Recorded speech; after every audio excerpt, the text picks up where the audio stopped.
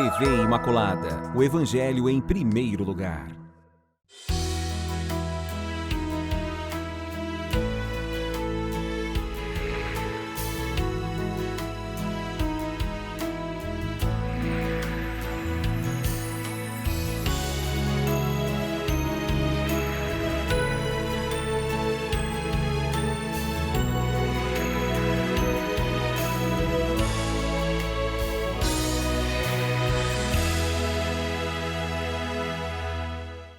Olá, queridos amigos, olha nós aqui mais uma vez, iniciando esse programa maravilhoso, Páginas da Bíblia, prontos, determinados a fazer com que todos nós aprendamos um pouco mais. Vamos estudar, estamos estudando nessa nova temporada, como eu já disse, para os novos que estão chegando agora, o Pentateuco. São os 5 primeiros livros da Bíblia e nós estamos nos detendo de forma mais detalhada, de forma mais aprofundada no livro do Gênesis. Portanto, eu vou pedir que vocês abram o capítulo 12, que é o que nós vamos estudar hoje. Mas antes, eu quero agradecer imensamente a presença hoje aqui da Ieda, nossa professora. Gratidão pelo convite. E da Amelinha, de forma virtual hoje. Amélia, quem agradeço imensamente a sua presença, por estar aqui conosco, dando a sua colaboração, seu conhecimento. Muito obrigada. Muito feliz de estar com vocês hoje. Ótimo, que bom. Amélia, seja bem-vinda. Estávamos sentindo falta de você, tá? Eu também. Ok, então, meus queridos, aí, como eu falei para vocês, vamos abrir o capítulo 12, iniciar o capítulo 12.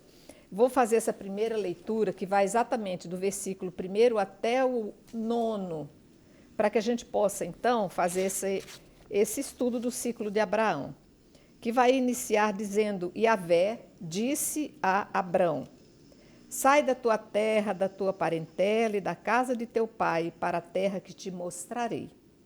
Eu farei de ti um grande povo, eu te abençoarei, engrandecerei teu nome, sê uma bênção. Abençoarei os que te abençoarem, amaldiçoarei os que te amaldiçoarem. Por ti serão benditos todos os clãs da terra. Abrão partiu, como lhe disse Yahvé, e Ló partiu com ele. Abrão tinha 75 anos quando deixou Harã. Abrão tomou sua mulher Sarai, seu sobrinho Ló, todos os bens que tinham reunido e o pessoal que tinham adquirido em Harã. Partiram para a terra de Canaã e aí chegaram. Abrão atravessou a terra até o lugar santo de Siquém, no carvalho de Moré. Nesse tempo, os cananeus habitavam nessa terra. Yahvé apareceu a Abraão e disse: é a tua posteridade que eu darei esta terra. Abraão construiu aí um altar a Yahvé, que lhe aparecera. Daí passou a montanha a oriente de Betel e armou sua tenda, tendo Betel a oeste e Ai a leste. Construiu aí um altar a Yahvé e invocou o seu nome. Depois de acampamento em acampamento, foi para Negueb. Eu vou parar aqui para que a gente possa entender e para que a gente tenha um conhecimento maior, para que a gente possa se situar nesse assunto, principalmente para os que não têm acompanhado ainda o programa, estão iniciando hoje. Eu vou pedir a Amélia que faça uma retrospectiva, coloque a gente nesse cenário para que a gente possa começar nosso estudo. Então, nos programas passados, nós estudamos o Gênesis do capítulo 1 até o capítulo 11. Então, o Gênesis 1 a 11, ele é como uma porta de entrada para a gente entrar na Bíblia.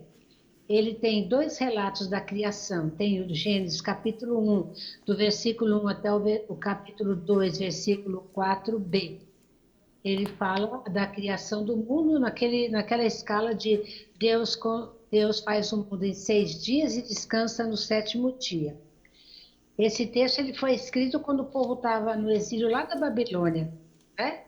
Depois do capítulo 2, do 4b em diante, ele vai contar uma história da criação do mundo. Então, são 2 histórias contadas de modo diferente, por grupos diferentes. No capítulo 3, fala da questão da tentação de Adão e Eva, né, do primeiro pecado da humanidade. No capítulo 4, a questão do Caim e do Abel, que Caim mata Abel, né, com inveja dele. No 5 já vem uma descendência que eles colocam.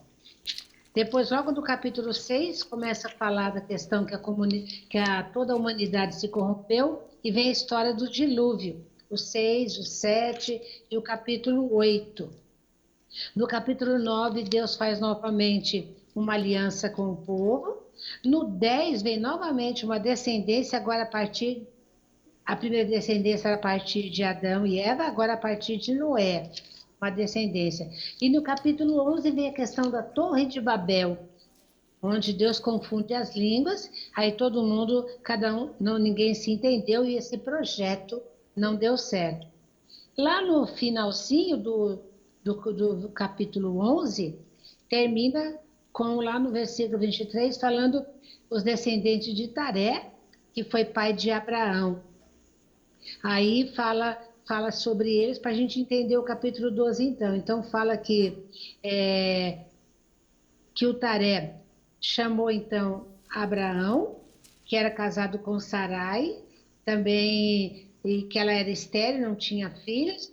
E Taré então toma consigo o filho Abraão, o neto Ló, a nora Sarai, mulher de seu filho Abraão, e faz sair de Ur da Caldeia, tá? A terra de Canaã. Mas quando chegam a Harã, se estabeleceram ali. Aí fala que ele morreu aos 205 anos de idade em Harã.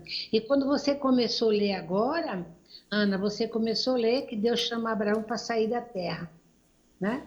E que a gente vai estudar agora é o capítulo 12, o comecinho dele do versículo 1 até o versículo 9. Muito bem, Amélia. Eu vejo aqui, então, que nós estamos entrando numa fase em que Deus começa a construir, se já não começou lá atrás, a obediência, que foi algo quebrado por Adão e Eva. Então, por imposição, ou por sugestão, ou por adesão à obediência e à fé, é que nós vamos contar com esse protagonismo de Abraão, né, Ida? E a gente vai ver que Abraão ainda não tem seu nome trocado, mas que vai ser-lhe entregue essa grande missão de construir esse povo a partir dessa obediência e da fé. Não é isso, Ida? Sim, então nós vamos, como a gente está estudando o Pentateuco, né, o primeiro livro do Pentateuco, que é o Gênesis, nós estamos entrando na segunda parte do livro do Gênesis. Então nós vimos até agora Gênesis do capítulo 1 até o 11. E daqui para frente nós vamos ver então a segunda parte do Gênesis, que é do 12 até o 50. Né? Então, hoje nós estamos iniciando a história, a origem do povo santo de Deus. Né? Então, o livro do Gênesis sempre, né, é o livro das origens, do princípio, onde tudo começa, né? A origem de todas as coisas. Aí a Melinha fez uma retrospectiva, né, que Deus criou, né, a natureza, o homem, né, e teve também as histórias de Noé, né, da Torre de Babel. E agora nós estamos entrando nessa segunda etapa do livro do Gênesis, que vai contar sobre a origem, né, do povo santo, do povo hebreu. E aí então a história de Abraão, né, nosso personagem aqui é Abraão, né, mas por trás de Abraão, dessa personagem individual, tem um grupo de pessoas, né? Ele representa um grupo de pessoas nômades, né? Os nômades, eles estão sempre em busca de terra fértil para o seu rebanho, né? E também em busca de descendência, né? Então o eixo central aqui desses capítulos, né, de 12 até 50 é a promessa de Deus, são as promessas de Deus, né? E as promessas de terra e de descendência. E Abraão, né, com Abraão vai começar essa história, vai dar início a essa história. E aí a gente faz essa retrospectiva. Antes do 12, já começa a narrar, né, a história de Abraão no finalzinho do capítulo 11, começando no 27, que vai terminando já a genealogia, né, para falar da história de Abraão e de Sarai. Aqui, né, o nome Abraão não é Abraão, mas Abrão, né? Ele tem o nome dele ainda não foi mudado. E também Sara, né, Sarai. Ela não tá O nome de Abrão, ele vai ser mudado no capítulo 17, versículo 5, né? Aonde ele vai fazer a segunda aliança com o Senhor. E Deus vai prometer para ele, tornar ele fértil, né? E pai de uma multidão de nações. Então, o significado no nome de Abrão, né? Como está no princípio aí, Abrão, significa pai exaltado. Abraão, ele parece o primogênito da família, e ele é um paizão para os irmãos, tanto que ele carrega, né, ele sai da terra dos seus pais, né, lá da Baixa Mesopotâmia, de Ur, que começa aí a origem desse povo hebreu, do povo santo de Deus. Eles estão situados lá na Mesopotâmia, na Baixa Mesopotâmia, em Ur, né, a cidade dos caldeus. E aí, então, lá em Ur, o pai de Abraão, né, sai em busca de terra, né, dessa terra fértil para o seu rebanho. E aí, então, ele se estabelece em Harã. Harã é a Alta Mesopotâmia, ainda estão na região da Mesopotâmia. E aí, então, ele vai dar então início a essa história dos patriarcas. Patriarca quer dizer o que os pais, né, os pais dos povos judeus. Então, o Abraão é um homem de fé, né, como nós vimos aqui. Ele é um homem também de profunda oração, porque ele ouve, né, o que a voz, a palavra de Yahvé. Aqui lá no capítulo 12, 1, né, a gente já percebe, né, que ele é um homem de oração, ele está em sintonia, né, com Deus, com o Deus dos pais. Né? Esse povo de Deus é um grupo, né, que vem da Mesopotâmia, né, esse grupo de Abraão é um povo que tem um diferencial dos outros povos, porque os outros povos dessa região são politeístas, acreditam em várias divindades.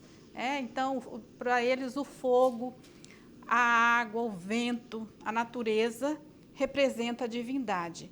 E aí, para esse povo de Abraão, que está na Baixa Mesopotâmia e sai em busca de uma nova terra, eles estão, assim, acreditam, têm fé no Deus dos pais, né? Num Deus que não tem um templo, mas um Deus que é itinerante, que caminha com o seu povo. Então, Abrão, ele é um homem de fé. Ele ouve, ele é um homem de oração, né, e ouve um chamado de Deus, que pede para ele sair, né, para uma terra que Deus vai mostrar para ele. E ele parte, além dele ser um homem de fé, ele é um homem obediente. Ele parte mesmo sem saber para onde ele vai. Ele vai ser conduzido por Deus. Então, aqui, Amélia, me vem alguns nomes que eu queria que você explicasse para todos nós. Por exemplo, Ló, aqui já no versículo 4, vai aparecer e está escrito que é sobrinho de Abrão. Ló, para quem perdeu capítulos anteriores, vai ter um papel fundamental nessa história para que daqui para frente a gente possa conhecê-lo. Você poderia dizer para nós? Então, na realidade, o que a Ieda colocou é muito importante a gente lembrar. Assim como que Abraão representa uma grande comunidade que está por detrás, era comum as pessoas ficarem migrando, porque não chove, não tem água, não tem como plantar. Não é que ele não tinha terra, ele tinha a terra dele, só que não tinha como plantar, porque não chove. Então, a importância de Abrão, dele obedecer a Deus e vir em busca. E lembrar que muita gente fazia isso e ainda hoje fazem também, né? Quando não chove, quando não tem como plantar, como se manter, procuram outras terras. E ali fala que ele vem, então, com Ló. Depois a gente vai ver mais para frente o papel de Ló também, quando for estudar o capítulo dele, que ele vem também com a sua família, né? E ele vem com a Sarai. Muito importante nesse texto também a gente lembrar o que Deus promete para Abrão. Deus fala para ele, eu vou te mostrar uma terra, ele vai dar essa terra para ele, né? para ele e para a descendência dele. Aí ele promete a bênção também. Mais para frente vai prometer descendência. Então, para todo homem, o mais importante para ele é sempre ter a terra para morar, plantar, tirar o sustento, é ser abençoado pelo Deus e ter uma descendência, porque a descendência faz continuar o nome da pessoa. Se o homem não tem descendência, quando ele morre, tudo acaba. Então, porque não é como nós que acreditamos hoje em ressurreição, né? Não se falava nisso. Então, para a continuidade de Abraão, é necessário ter uma descendência. Por isso que tem muita descendência na Bíblia, essa importância. E a questão dele partir, então, é toda a família que parte, é ele, é o Ló com a família dele também, vem para cumprir aquilo que Deus está prometendo, que é a bênção, né? Para Deus vai fazer uma aliança com eles. Quando a gente chegar mais para frente lá, nós vamos estudar também, no 13, vamos estudar outro que vai falar o 19, o 18, que vai falar a questão do Ló, o que vai acontecer com ele também depois, na terra que ele tem. Ok, Amélia, muito bem. Aqui, Eda, vem também essa questão de toda essa localização, dizendo que Abraão atravessou a terra até o lugar santo de Siquém, no Carvalho de Moré. Carvalho de Moré vai ter algum símbolo, algum significado? Representa aqui na Bíblia alguma figura que a gente deva dar um destaque para que a gente possa entender por que é citado aqui esse local? Então, antes de falar um pouquinho sobre o Carvalho de Moré, eu gostaria só de retomar um pouquinho desse início ainda do Gênesis, que é onde Deus ele escuta o chamado, né? Que Deus que faz com que ele saia do lugar que ele está em busca de uma terra que Deus vai mostrar para ele. E aí aqui ó, no versículo 3 do 12, Deus promete, tem uma promessa também aqui, ó: abençoarei os que te abençoarem, amaldiçoarei os que te amaldiçoarem, né? Então esse é sinal de que Abraão não está sozinho, né? Que Deus está junto com ele nessa caminhada à procura da terra prometida. Esse povo santo, por que o povo judeu é considerado santo? Porque é um povo de fé e de obediência à palavra de Deus, né? E esse povo ele tem uma missão, né?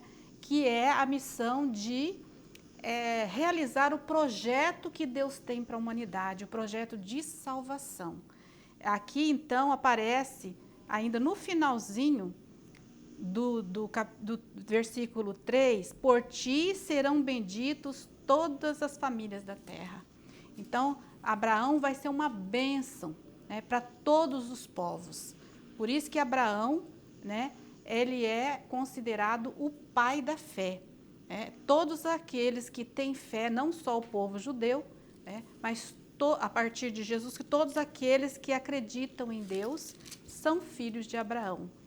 E aí Abraão, entrando na questão do Carvalho de Moré, Abraão ele não só é um homem de oração, mas ele também constrói altares para Yahvé. Aonde ele chega, né, ele saiu de Ur, foi para Harã, ele construiu um altar para Yahvé. E ele presta culto a Yahvé e oferece sacrifício também. Mais para frente a gente vai ver. Então, ele é um homem que invoca o Senhor em oração aonde ele chega. Então, ele não chega só, ele chega, né? E a terra onde ele chega é uma terra consagrada a Deus. Ele consagra o lugar por onde ele passa a Deus. Então, ele vai aparecer não só aqui o Carvalho de Moré, né, mas também ele vai aparecer também outros locais que vão falar aonde ele construiu os altares, por onde ele passou, ele construiu os altares para o Senhor. Vai ter também Betel, em Siquém, em Hebrom, né? E aí Abraão, então, é um grande adorador, é um homem que caminha e se deixa conduzir, pela palavra de Deus. Uhum. Amelinha, vamos completar. Só para ajudar a esclarecer algumas coisas, era costume, porque não tem templo ainda, né? Não tem templo. Então, eles têm o Carvalho, é o lugar que o povo também se reúne para fazer essa adoração a Deus. Então é costume no carvalho, às vezes num monte de pedras, né? Tem vários lugares que o povo ali faz o seu altar e adora ao seu Deus. No caso, Abraão, no carvalho de Mambré. A gente sabe que o carvalho é uma planta, ela vive centenária, ela tem os troncos bem grossos, e ali o povo se abriga para poder fazer os cultos também. Depois, Betel também é a mesma coisa. Às vezes eles juntam pedras, às vezes é no carvalho, outras vezes é no monte, porque não tem uma casa, não tem um templo para adoração, né? Então eles fazem, é muito comum nos carvalhos, porque o carvalho tem toda uma tradição de ser para a descendência, por exemplo, o carvalho, ele fica mais de 100 anos, né, o tronco grosso, então eles costumam ali, no carvalho, em montanhas, algumas pedras também, lugar que tem pedras. Uhum.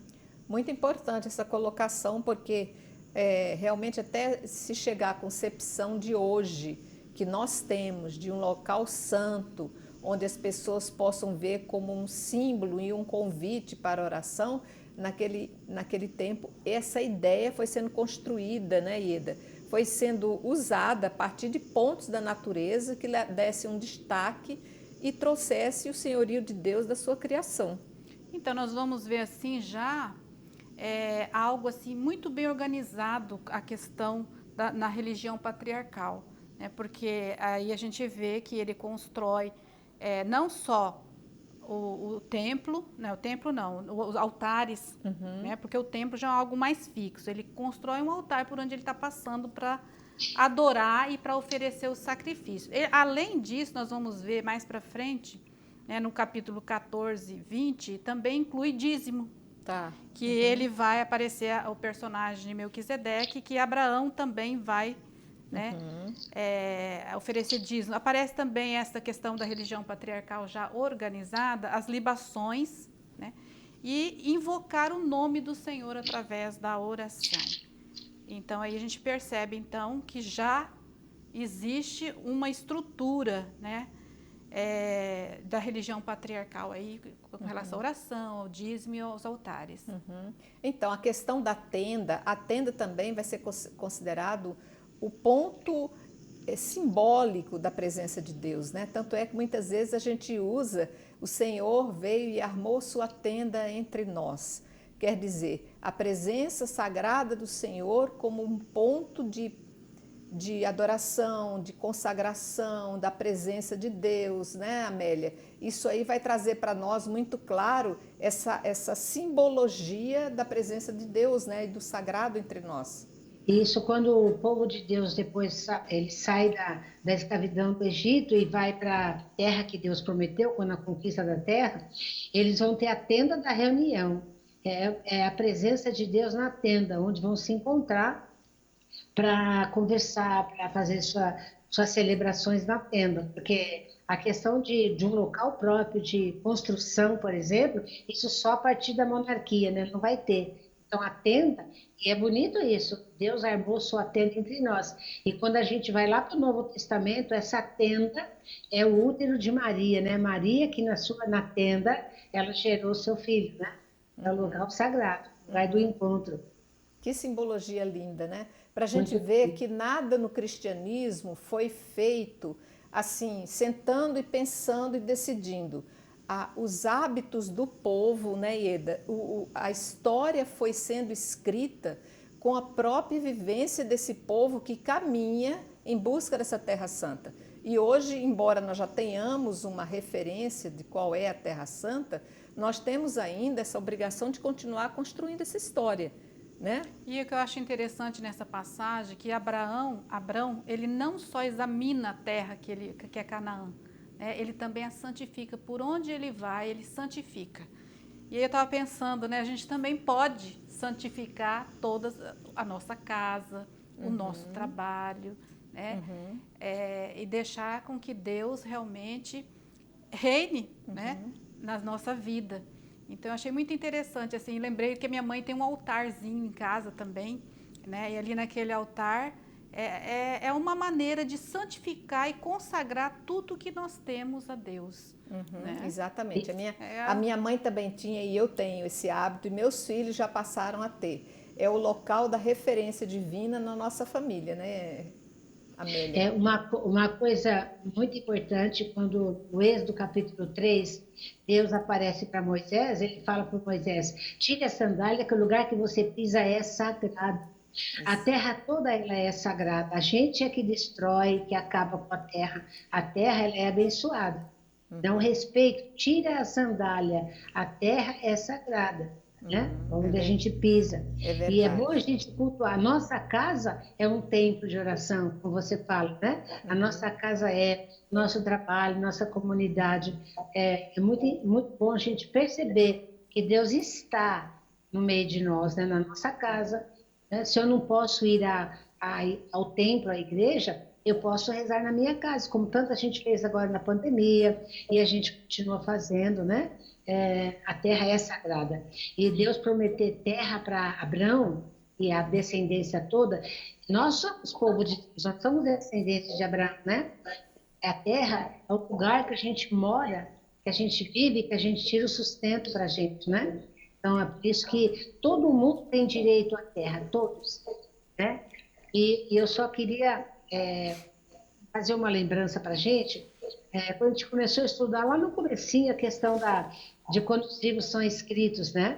Quando a gente olha para o livro do Gênesis, parece que a gente está vendo uma história que está assim, surgindo em seguida da criação do mundo. Não é. Essa história que nós estamos lendo de Abraão aconteceu em torno mais ou menos do ano de 1800 antes de Jesus, né?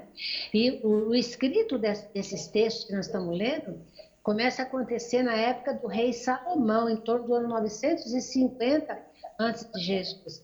Então a gente percebe aqui toda a delicadeza do povo de contar, recontar, celebrar, rezar a história e vai escrever no momento em que o rei Salomão está acabando com toda a dignidade do povo da terra que Deus deu. E quando eles estão escrevendo esse texto que nós estamos lendo e estudando, eles estão dizendo assim para toda a comunidade no ano 950, essa terra que nós moramos, ela é promessa de Deus. Deus nos deu a terra para a gente viver, tirar o sustento e celebrar. Então, agora, o que a monarquia, no caso ali com Salomão, está tirando tudo de nós. E nós estamos escrevendo para vocês lembrarem. O que nossos pais nos contaram mesmo? Como é que nossos pais nos contaram de geração em geração, centenas de anos? Que Deus um dia chamou Abraão e disse, Abraão, sai da terra que você está, vai para a terra que eu vou mandar. Lá vai ter sua descendência, você vai ser abençoado. E por você, todos os clãs, todas as famílias serão abençoadas.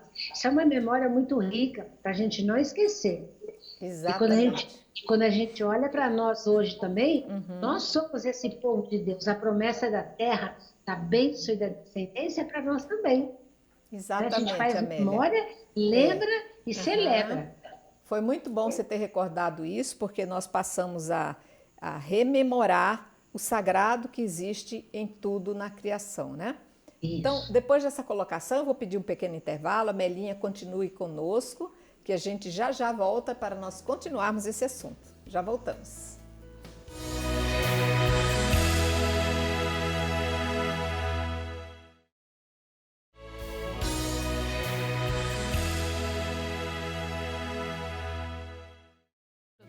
Voltamos, gente. Vou pedir agora, seguimos. Nós vamos agora até o final do nosso capítulo 12, começando aí pela leitura do versículo 10, que vai dizer: houve uma fome na terra e Abraão desceu ao Egito para aí ficar, pois a fome assolava a terra.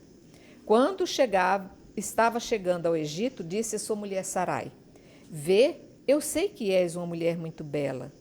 Quando os egípcios te virem, dirão: é sua mulher, e me matarão, deixando-te com vida. Dize, eu te peço que és minha irmã, para que me matem, para que me tratem bem, por causa de ti, e por tua causa me conservem a vida. De fato, quando Abrão chegou ao Egito, os egípcios viram que a mulher era muito bela. Viram-na os oficiais do faraó e gabaram-na junto dele. E a mulher foi levada para o palácio do faraó. Este, por causa dela, tratou bem Abrão. Ele veio a ter ovelhas, bois, jumentos, escravos, servas, jumentas e camelos. Mas Yahvé feriu Faraó com grandes pragas, e também sua casa, por causa de Sarai, a mulher de Abraão. Faraó chamou Abrão e disse: Que me fizestes? Por que não me declarastes que ela era tua mulher? Porque dissestes: Ela é minha irmã, de modo que eu a tomasse como mulher? Agora eis a tua mulher. Toma-a e vai-te. Faraó o confiou a homens que o conduziram à fronteira, ele, sua mulher e tudo o que possuía. Gente, a gente vai ver esse trecho aqui que é bem interessante, Eda, mas eu quero que você comece fazendo a sua pontuação, porque eu sei que você tem uma introdução legal para fazer, depois a gente entra nessas questões, desses detalhes. Então, é importante a gente retomar um pouquinho esse itinerário de Abraão. Né?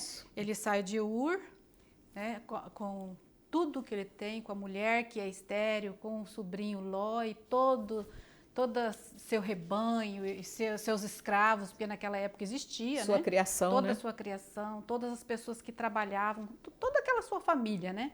Só quem não vai é Taré, né? Então é importante a gente retomar um pouquinho o 12:4, né? Dizendo que ele partiu, né? E Ló partiu com ele, Ló, o seu sobrinho. E ele tinha 75 anos quando ele deixou Harã e chegou até Canaã, né? E aí, então, ele sai da alta Mesopotâmia, Harã, e vai para o deserto de Negueb, né? Próximo, já é um território da Palestina ali, né? Já em Canaã. Chegando em Canaã, né? Aí me fez lembrar muito a questão da fome. Poxa, a terra prometida mata, então, as pessoas, os homens de fome, né? Então, é a primeira dificuldade que Abrão encontra, mas ele não desanima, ele é um homem de fé, ele é um homem perseverante. Né? Ele não pode tomar posse da terra ainda, porque a terra, por causa da seca, né, da região. Canaã aqui, as pessoas estão morrendo porque a seca, então ele desce para o Egito. Né? E ao descer para o Egito, né, ele vai pedir para sua mulher um sacrifício. Né? Porque, na verdade, ele é irmão de Sarai. Né? Abrão é irmão de Sarai, é meio irmão. Né? O pai, eles têm o mesmo pai biológico, não tem a mesma mãe. A mãe é diferente, mas o mesmo pai biológico. E para salvar a vida de Abrão, ele pede esse sacrifício de Sarai para que por onde ele passa, porque era uma mulher muito linda, conforme o texto, né? Isso quer exaltar a beleza também do povo hebreu, né? Do antepassado da raça hebraica. Então o texto fala que era uma mulher muito linda e que ele fez esse acordo com Sarai para que ele tivesse a vida preservada. E aí então, o que acontece? O faraó, ela é levada para o harém do faraó no Egito, né? Mas ela é intocada e aí então tem a praga. Então relembra um pouquinho, né, a questão do êxodo aqui também. E o faraó, ele também é tocado pela praga porque Deus preserva Sarai. É como se estivesse recordando. Então Deus está presente, a promessa ainda está. Deus não desampara Abraão, apesar das dificuldades. Então impõe aquele rei a mesma situação, o faraó, que ele está no Egito. Aos mesmos desafios que o outro faraó que tinha libertado o povo havia submetido, né?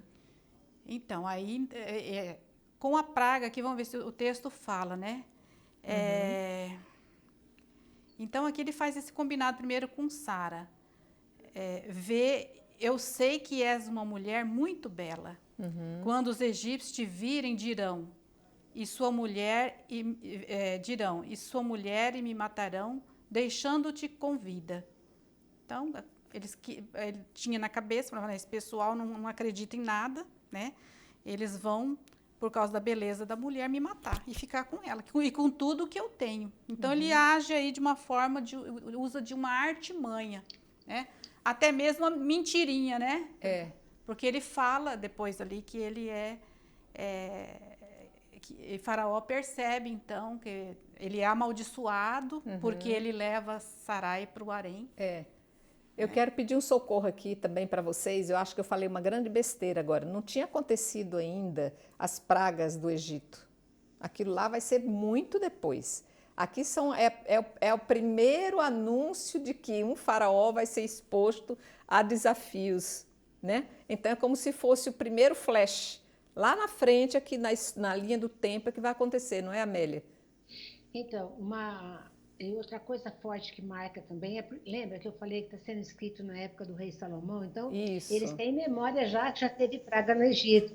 Então, quando eles contam, eles falam, né? Ó, aquele mesmo Deus que castigou lá, castigou, é o que está castigando agora.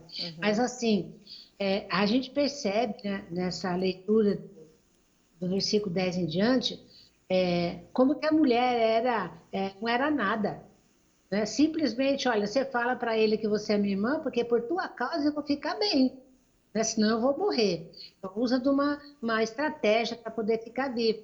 E o texto fala que por isso ele ganhou bois, ovelhas, escravos, ganhou um monte de coisa. O texto está mostrando uma prática que existia entre quem é poderoso, quem tem o poder. Porque o rei ele pode tomar a tua esposa, ele pode tomar os teus filhos, tuas filhas, tuas terras, teus olivais, né? Pode pegar tudo. Então, o rei pode pegar, entendeu? Esse texto que você leu, ele vai voltar também no capítulo 20, o mesmo texto, o mesmo Abraão, lógico que é o clã, não é o mesmo homem, né? Que ele vai partir também para lá, e vai dizer que a mulher que ela é minha irmã. Se você pega o capítulo 26, é o Isaac que vai fazer a mesma coisa. Então, é uma prática que era usada para mostrar como que a mulher não tinha direito, nem voz, nem vez, né? Que a mulher é dada para que o homem possa salvar a sua pele. Isso é muito forte, é uma exclusão, né, que existia. Por causa da questão do patriarcado. É o homem que tinha direitos, né? A mulher apenas tinha que ter filhos, só isso, né? A mulher era moeda de negociação, né, Ieda? De negócio, isso. Tanto é quando você lê os 10 mandamentos, vai falar assim, que ele não poderá cobiçar a mulher do nada, próximo. Nem o escravo, nem a escrava, nem o boi, nem o jumento, e nem a mulher. A mulher está tudo junto com todas as propriedades que o homem tem. Então, é interessante também. Por isso que tem que entender o contexto da época, a língua da época, o jeito de ser da época, senão a gente vai ficar revoltada com um texto desse. Então, era um costume fazer isso, era costume, né? Eu gostaria de voltar também à questão dela ser irmã, meia-irmã. Isso. Né? Isso quer dizer que a lei, a Torá, ainda não tinha sido dada nessa época. Foi muito interessante que você colocou, eu acabei te interrompendo, porque me veio um filme na cabeça e eu falei... Tá, então a lei foi dada bem posteriormente a essa época, né? Então, aí temos até um texto no Levítico 18, 11, a questão do incesto, né? Que é abominação, né? Mais tarde, né, vai ser colocado na lei que é uma abominação o incesto. Quer dizer, naquela época, muito antes dos povos havia um incesto. E aí, a partir dessa comunhão com Deus, Deus vai iluminando, né? E aí esses grupos vão se organizando com a lei e vai no Levítico 18, 11, ele vai dizer assim: não deves descobrir a nudez da tua irmã. Elas são a tua própria carne e isso te seria, né? Isso seria um incesto. Então, a lei, então, foi dada de uma forma posterior. Né? E aí, talvez, também nesse harém, porque Sarai, ela vai para o harém do faraó, provavelmente foi nesse período que ela tenha recebido Agar como escrava. Tá, verdade. Então, e outra coisa muito importante para a gente lembrar, que a gente hoje fala família, o pai, a mãe e os filhos, né? A avó, tá. Mas nessa época, eles moravam em clã, muitas famílias juntas, então, e o homem também podia ter muitas esposas, várias esposas, né? Então, na realidade, todo mundo que mora lá, sempre o ancião é o pai. a anciã mãe. E todo mundo é irmão e irmão um do outro também, né? E às vezes, se ele tem várias mulheres, como você falava, Eda, pode ser ter o pai, mais outra mãe, né? Porque as famílias se casavam entre si, todo mundo morava junto, e um casando ficando por lá. Então, às vezes, um clã tinha 100 pessoas, 200 pessoas, né? Uma grande família. Uhum. É interessante aqui, Eda, já no final desse capítulo 12, é a sensibilidade desse faraó de ter percebido que alguma coisa estava errado com aquela mulher. E ele pede que considere-na de volta, leve de volta, porque na verdade não é só irmã, é mulher dele, né? É a mulher, a esposa dele, né? Então, e ele vê naquela naquela época, como um o adultério, né? Aí a gente pode fazer essa leitura também, que o adultério também já era proibido, que era algo, acarretava maldição, né? Então aqui diz que que o faraó, que Yahvé feriu o faraó com grandes pragas e também sua casa por causa de Sarai, a mulher de Abraão. O texto não fala que tipo de praga, né? Mas provavelmente o faraó deve ter percebido, né, que tinha alguma coisa errada, mas ele corrige essa questão, né? E aí então ele devolve Sarai para Abrão, né? E confiou a ele homens que o conduziram até a fronteira com a sua mulher e tudo que ele possuía. Interessante eles considerarem o adultério como um pecado, mas o incesto não, né? É a questão que a Melinha falou, né? A questão que estava tudo em família. Né? E outra coisa importante, porque depois o texto quer mostrar era o que a mulher era usada e abusada mesmo por qualquer um, né? Isso aí. E porque também o faraó é considerado o filho de Deus, ele podia pegar o que ele quisesse, pegar a mulher de qualquer um, é um direito, lá no livro de Samuel 8 vai contar qual é o direito do rei, o rei pode pegar tudo isso, né? É o direito dele, mas é importante lembrar, aqui no caso também, por que o faraó manda levar até a porta de entrada do Egito, né? Manda lá, para não volta nunca mais aqui. Leva tudo, vai embora, dá um monte de presente para ele, né? E fala, para nunca mais voltar, né? Mas outra coisa importante, porque o povo descia para o Egito, porque no Egito tinha grãos, tinha comida, entendeu? Por isso que todo o povo ia, que a fome era geral. Essa terra que a Eda explicava direitinho lá, é a Palestina, a gente chama de Terra Santa, que era Canaã, né? Ali chove uma vez por ano só, e quando o rio enche, depois não chove mais, então é muita seca. Aqui na parte do sul é muita montanha, em cima até tem o Rio Jordão, mas embaixo não tem. Então não tem água, não consegue ficar. Quem mora na terra já tem a seca, e quem chega também é mais um para ficar na seca, né? Por isso que vão descendo, vão imigrando, mas há muita migração. E também é bem colocado essa questão que a Amélia põe para nós aqui nesse entendimento de agora, de que o rei era considerado filho de Deus, porque numa terra, numa mentalidade politeísta, tudo que tinha aspirações de poder já era um Deus. Muitas vezes até nem precisava isso para ser considerado um Deus, né? Então, a gente vai ver que essa ideia do poder intocado de qualquer mandatário se arrasta na linha do tempo até hoje.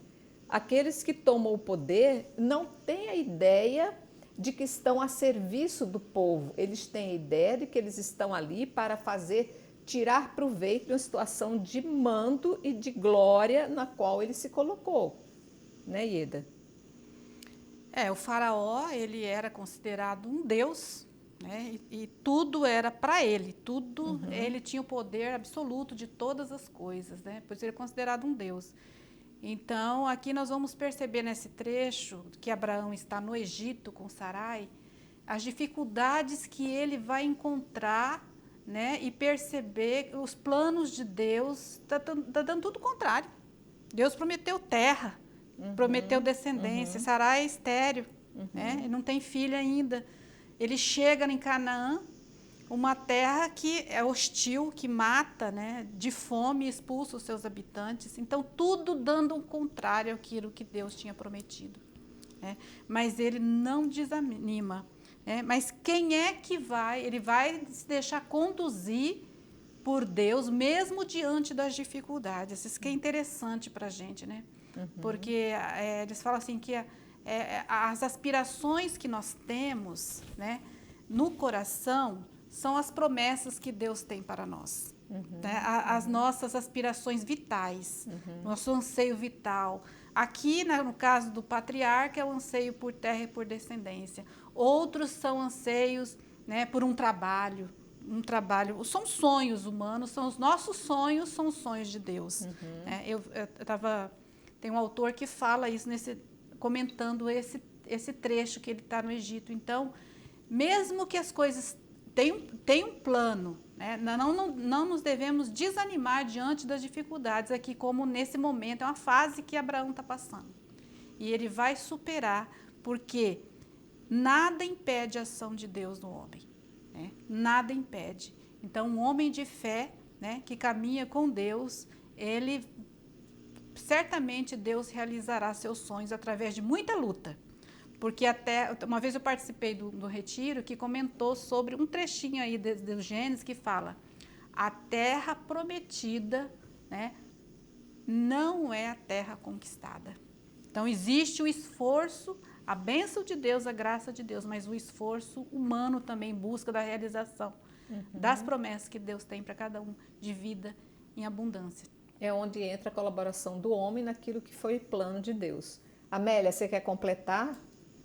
Só para a gente entender, assim, lembrar sempre a questão da época que o texto, a história aconteceu, a época que foi escrita, para perceber. Você não vai achar na Bíblia nenhum texto que fala que o homem era estéril. Sempre a mulher é estéril, entendeu? Sempre.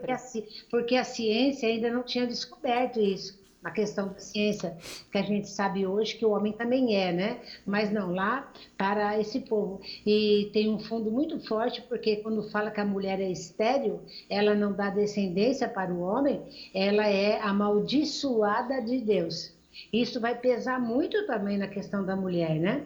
Mas é bom para a gente aprender também que na Bíblia vai estar cheio de mulheres chamadas, entre aspas, né, de amaldiçoadas, que vão ser a mãe de grandes heróis.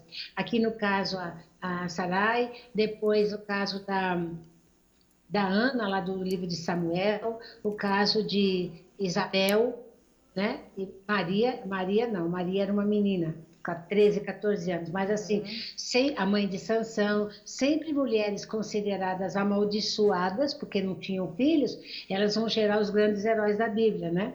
Mas lembrar, gente, é porque as mulheres, a ciência da época não descobriu, como a gente sabe hoje, que é necessário o homem e a mulher. Porque para a ciência da época, o homem coloca a semente. Se a mulher não engravida, a culpa é dela. Nunca é do homem, né? Mas aí para dizer, esse bonito para dizer que Deus promete e Deus vai cumprir depois, que ela vai ter um filho, né? Muito bem. Ieda, você quer dar um fecho? Já estamos chegando ao final, para que a gente entenda bem esse papel de Abraão na formação desse povo lá atrás, no começo. Então, Abraão, ele vai ser o grande pai dessa nação, né, que vai desenvolver esse projeto de Deus, que é um projeto de justiça, né, que é um projeto de amor, né. E aí nós estamos só no início, no começo dessa história. Verdade. Que aí nós vamos ver aí os outros patriarcas também, né. Tem o Jacó, né, Isaac e Jacó, a história de José até o finalzinho do capítulo, do 37 até o 50. É interessante aqui como Deus aplaca o coração desse faraó para, enfim, libertar Sarai e Abraão para que eles continuem seguindo, porque dali haverá uma grande história a ser construída ainda, né? Uma grande formação haverá de vir. Eu quero aqui agradecer imensamente sua presença, Amélia, mesmo de forma virtual, foi ótima a sua colaboração, os seus ensinamentos. Agradecer a presença da Ieda, agradecer a cada um de vocês que estiveram aqui conosco, estudando mais um desses capítulos, mais uma dessa história maravilhosa da Bíblia, para que a gente possa, então, formar esse entendimento, formando o entendimento, fazer crescer a nossa fé. Então, peço a vocês que não deixem de buscar nosso programa Página da Bíblia, toda terça-feira, sempre um programa inédito às 14 horas. Às 20 horas nós temos reprise e nas sextas-feiras, às 11 horas da manhã, uma segunda reprise. E assim, partimos agradecendo mais uma vez, dizendo que sempre estamos aqui para que o Senhor faça em cada um de nós a sua obra. E assim, salve Maria Imaculada. Salve Maria Imaculada.